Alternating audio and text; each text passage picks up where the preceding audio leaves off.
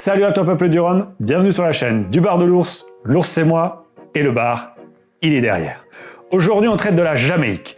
La Jamaïque, avec des bouteilles ici présentes, vous voyez autour de moi, on n'a que du jamaïcain. Ça sent bon, c'est là.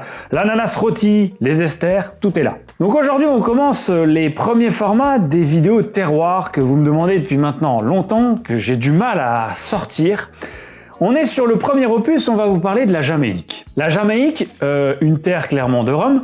On est sur une île qui est dans les Caraïbes, qui est en dessous de Cuba, qui est on a Haïti, qui est à gauche de Haïti, et en face de l'Amérique latine. Dans cette vidéo, on va parler un petit peu d'histoire de la Jamaïque, et on va bien évidemment parler de rhum, on va parler d'ester, on va parler de funky, on va parler de rhum de caractère, parce que les Jamaïcains sont des rhums un petit peu caractériels, c'est pour ça qu'ils sont connus. Généralement des rhums qui ne laissent pas indifférents. Et on va parler bien évidemment aussi des distilleries, des différentes distilleries qui existent aujourd'hui en Jamaïque, la façon dont ils font leur rhum et un petit peu de la dégustation ou des produits qui seraient intéressants de goûter si vous ne connaissez pas ou si vous voulez approfondir vos connaissances sur le rhum jamaïcain. Moi, je suis accompagné d'un bouquin que je suis en train de lire actuellement, qui est un livre que j'ai récupéré au Rumfest, qui a d'ailleurs été dédicacé par Monsieur Alexandre Gabriel, incroyable, pour l'ours, donc qui est écrit par Alexandre Gabriel et Matt Pietrek, et qui parle du Navy Rum. Donc, ça ne parle pas que de la Jamaïque, mais il y a des faits très intéressants sur le rhum jamaïcain à l'intérieur, et je m'en suis servi un petit peu pour écrire cette vidéo. Je remercie aussi Nico de Rhum Attitude, qui est souvent très disponible quand j'ai besoin d'avoir des détails, ou d'échanger, ou d'avoir un ressenti un petit peu sur ce que j'écris, et un grand merci à lui qui m'a aiguillé un petit peu pour pouvoir sortir la vidéo, parce que j'arrivais pas à m'en sortir tout seul. Alors on va commencer avec un petit peu d'histoire. La Jamaïque ayant un gros passé colonial, notamment de colonies britanniques. L'île, elle a été le théâtre de plusieurs fois de guerres. On avait les Espagnols qui l'avaient conquis en premier et les Britanniques qui s'en sont emparés ensuite. On a ce commerce du sucre qui explose entre 1600, 1700 et 1800. Et en fait, vraiment l'intégralité de l'île se voit être utilisée en tant que vraiment une base vraiment importante de création de sucre, de fabrication de sucre, avec l'industrie sucrière et ce qui va avec à l'époque, évidemment, l'esclavagisme. Donc on est sur du travail forcé et on est donc sur un passé sur cette île déjà assez tumultueux. Petit à petit, avec qui dit fabrication de sucre, qui dit industrie sucrière, dit résidus. Et les résidus, on essaie d'en trouver quoi faire. Et sur place, on en fait du rhum. Donc du rhum de mélasse. Rapidement, les rhums jamaïcains, ils sortent un petit peu du lot parce que c'est des rhums qui sont assez exubérants, qui ont un beau caractère et un nez vraiment ce qu'on appelle, nous aujourd'hui, les nez funky. Et qui dit Empire britannique, Navy britannique, avec à l'époque quand même, il y avait plus de 100 000 marins, autour de ces années-là, entre 80 et 100 000 marins sur les bateaux, donc ça veut dire qu'il y avait une flotte qui était très importante, et qui dit du coup Empire britannique, qui dit du coup utilisation du rhum, puisque sur les pontons de la marine britannique, on avait la fameuse ration de rhum pour tous les marins. Donc la Royal Navy s'approvisionne énormément sur cette île de Jamaïque, en rhum, et donc ça devient une denrée finalement qui devient logique dans l'industrie, dans l'histoire aussi anglaise, puisque c'est du rhum qui est ramené en Angleterre, c'est consommé aussi en Angleterre. Au fil du temps, l'industrie du rhum a commencé à gagner ses notes de noblesse, a commencé à gagner en qualité, en technicité, avec des alambics de plus en plus pointus. On a des processus de fermentation aussi très spécifiques, c'est ce qui donne ce caractère au rhum jamaïcain. Longtemps en Jamaïque, ils ont exporté leur rhum en vrac. C'est comme ça, c'est historique, puisque c'est ce qui avait été fait à l'époque. Petit à petit, les distilleries,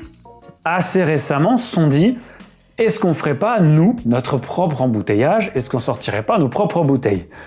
On est cet bel exemple de chez Hamden avec qu'on a dégusté il n'y a pas longtemps d'ailleurs sur la chaîne, avec ce petit dernier qui fait partie d'une gamme qui est devenue pérenne maintenant avec deux autres bouteilles et le Rhum Fire. On a une bouteille qui est ici présente en rhum blanc Et finalement, ils ont commencé à se rendre compte que leurs produits étaient qualitatifs, étaient demandés dans le monde, pas seulement en Europe. Autrefois, on était vraiment sur un des plus gros producteurs de sucre. Et dans les années 1800, on comptait plus de 600 distilleries. Et aujourd'hui, c'est tout doucement, les sucreries ont fermé. Et les distilleries qui existaient à l'époque, on n'en compte plus que 6 actuellement sur l'île.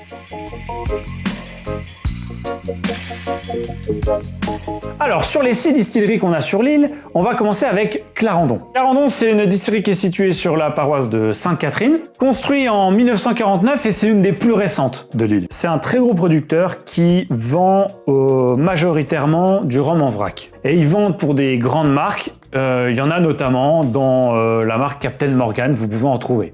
Et oui, ça fait bizarre dit comme ça, surtout quand tu connais le goût du Captain Morgan, mais parce que le Captain Morgan, il y a beaucoup de choses à l'intérieur. Elle possède à la fois une technologie assez pointue, avec des installations assez authentiques finalement. Elle possède une centaine de cuves de fermentation, ce qui donne un petit peu l'idée de la taille de la distillerie, qui est vraiment très importante. Et on retrouve logiquement beaucoup de Clarendon dans des embouteillages, dans des embouteilleurs indépendants et dans des marques ou dans des blends qu'on veut retrouver sur le marché du rhum. Ces pots type double rotor, ils produisent du rhum assez concentré en ester, alors que leur triple colonne, elle, est destinée à faire des rhums un petit peu plus légers. C'est finalement un peu la marque de fabrique des distilleries jamaïcaines, c'est d'aller osciller entre très haut en charge d'ester, très très bas.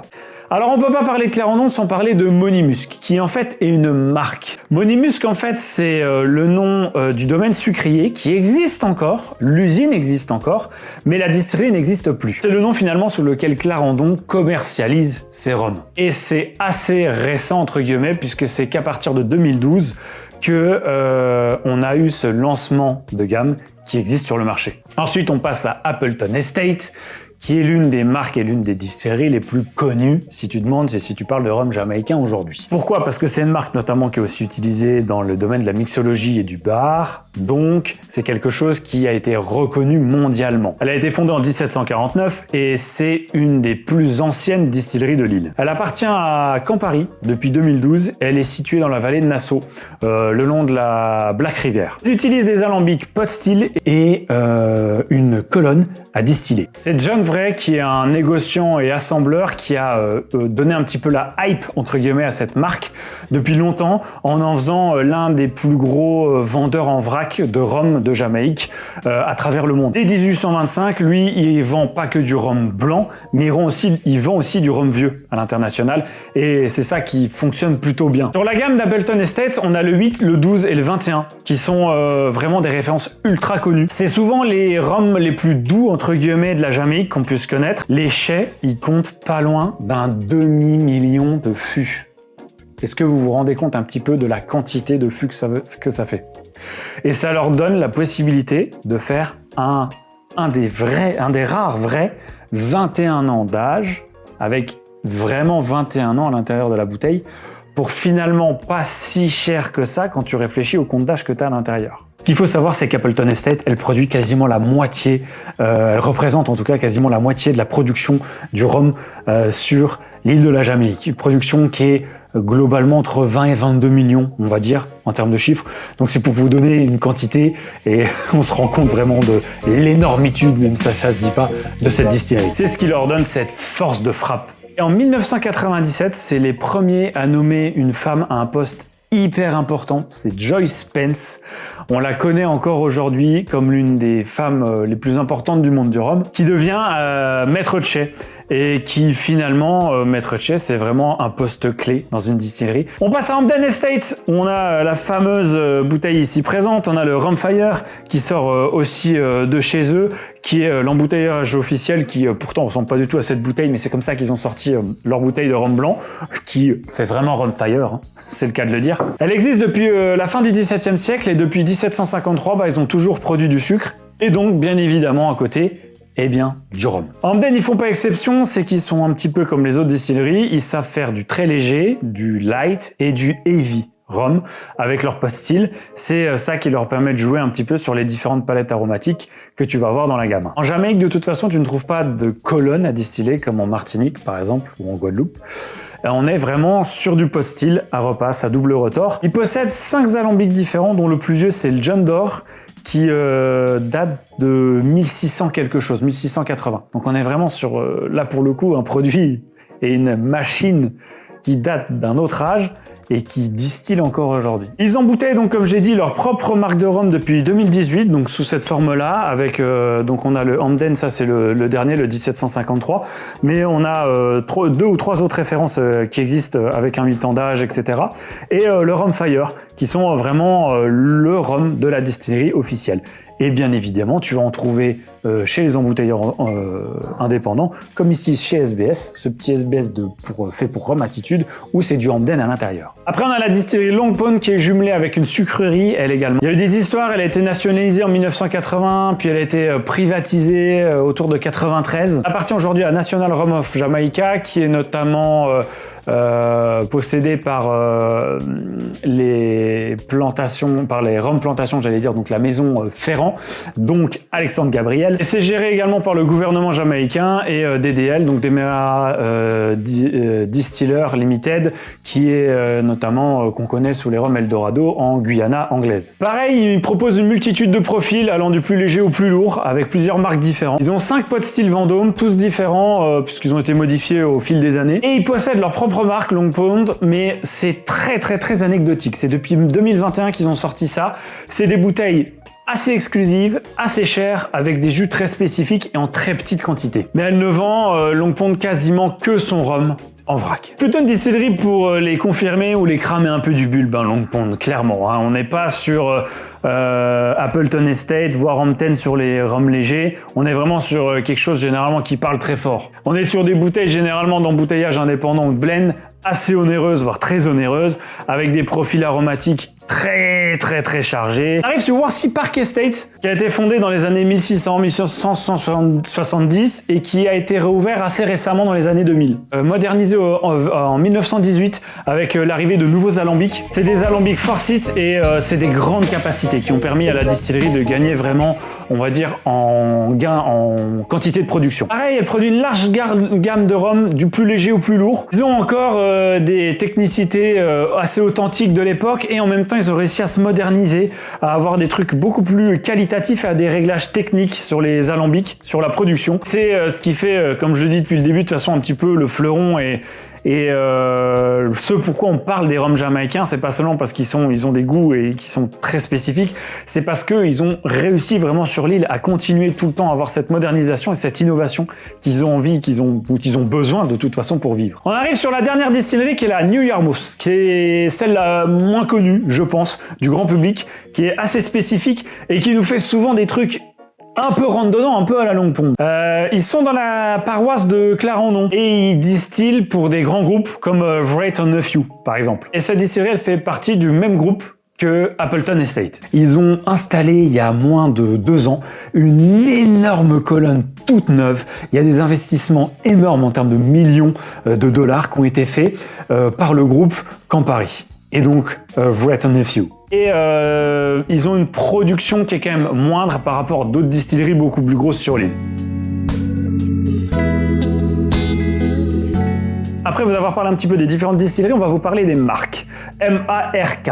C'est quelque chose de très spécifique à la Jamaïque. Marque un petit peu, si vous voulez, c'est un petit peu finalement des labels. Des choses qui vont vous permettre de reconnaître un rhum et de savoir sur quel profil vous allez aller. Pour faire simple, un marque, c'est un style de rhum. Il n'existe pas un seul marque, pas finalement un marque que tout le monde utilise, que toutes les distilleries utilisent. Elles ont chacun leur marque spécifique.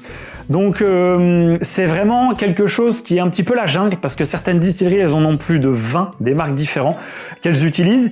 C'est assez compliqué des fois de s'y retrouver. Et c'est ce qui définit généralement sa concentration en esters. Les esters étant une famille de molécules aromatiques, donc c'est ce qui donne le goût finalement au rhum. C'est exprimé en grammes par hectolitres d'alcool pur et on va avoir une sorte d'échelle qui va nous permettre de savoir quand on est sur un rhum très léger aux alentours de 100, 80 Et quand on va aller jusqu'à des profils allant à 1500 voire 1600, qui est le plus haut taux que vous pouvez avoir légalement dans un rhum pour qu'il soit commercialisé et buvable, considéré comme buvable. Depuis 1931, il y a une loi qui régule la production du rhum en Jamaïque, qui a été faite pour justement ne pas avoir d'excès, ne pas voir les technicités et vraiment la mondialisation l'emporter sur l'authenticité de ce qui se passe sur l'île, ce qui est plutôt une bonne chose.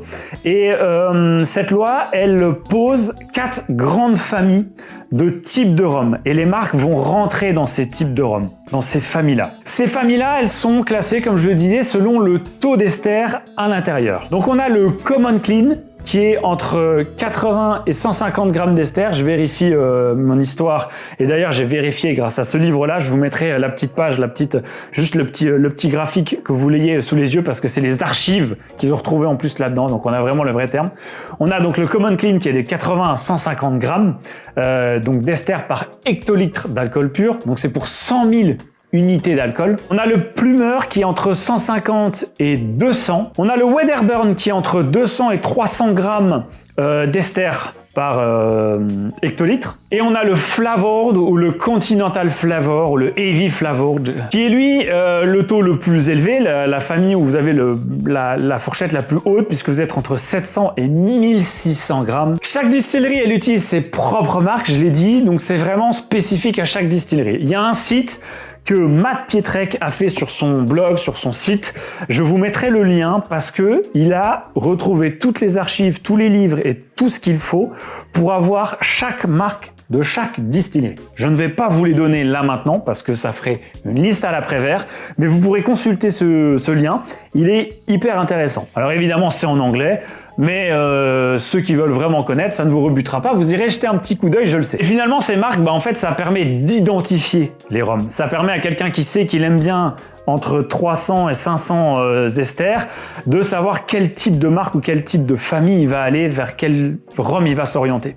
Ça permet au cramé du bulbe, par exemple, d'aller que sur ceux à 1600 avec des marques à 1500, 1600 grammes par hectolitre. C'est un peu un guide pour les blenders, les maîtres de chai ou oui, les blenders, les embouteilleurs indépendants ou tout simplement les consommateurs comme vous et moi. Ça permet de comprendre les caractéristiques du rhum qu'on va goûter ou qu'on va boire. C'est clairement la signature des rhums jamaïcains, les marques. Vous pouvez pas passer à côté et ça fait partie de l'histoire de la Jamaïque et du rhum jamaïcain.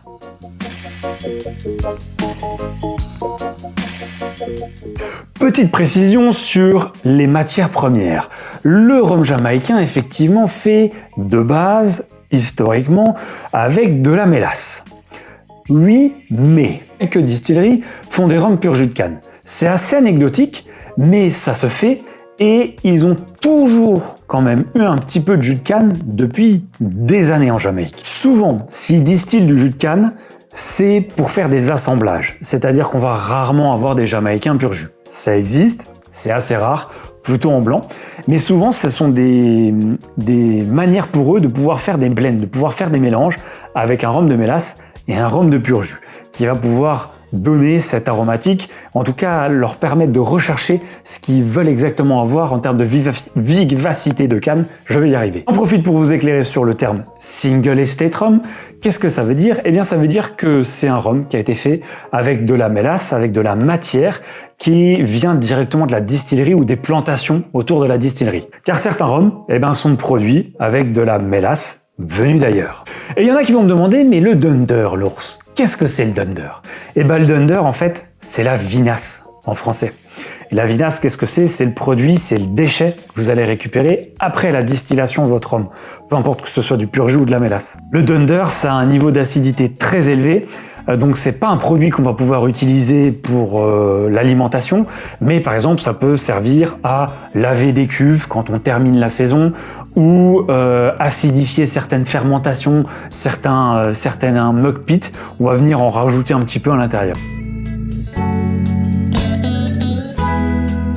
On fait un petit aparté avec les mug pits, qui moi est quelque chose que je trouve ça extraordinaire, je trouve ça très rigolo, pas rigolo, mais je trouve ça très folklorique et très cool qui permet aussi d'avoir cet aspect très spécifique au monde du rhum jamaïcain. En réalité, un mug pit, c'est un peu une sorte de bac d'amorçage avant la fermentation. Et à l'intérieur de ces mug pits, vous allez trouver une espèce de grosse pâte très odorant qui, en fait, va être additionnée à de la sauce que vous allez aller chercher dans les mug holes et qui sont eux des trous, des pits à ciel ouvert au milieu des distilleries dans le domaine où vous allez avoir une fermentation naturelle d'éléments à l'intérieur. C'est une pratique unique qui se fait quasiment qu'en Jamaïque, qui est très spécifique à chez eux. On y retrouve un mélange de levures sauvages et de matières organiques et de bactéries naturelles qui créent un environnement idéal pour faire la concentration d'arômes